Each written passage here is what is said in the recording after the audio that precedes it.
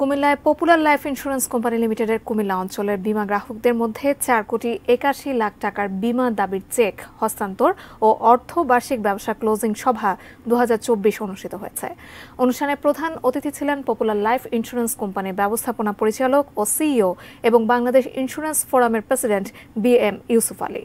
বিশেষ অতিথি ছিলেন কোম্পানির অতিরিক্ত ব্যবস্থাপনা পরিচালক বিএম শওকত আলী ও ঊর্ধ্বতন উপব্যবস্থাপনা পরিচালক সৈয়দ মোতাহার হোসেন।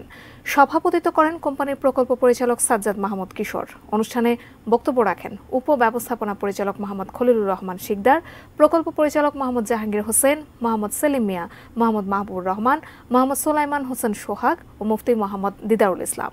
এ সময় কোম্পানির ঊর্ধ্বতন কর্মকর্তা এবং গ্রাহকেরা উপস্থিত ছিলেন।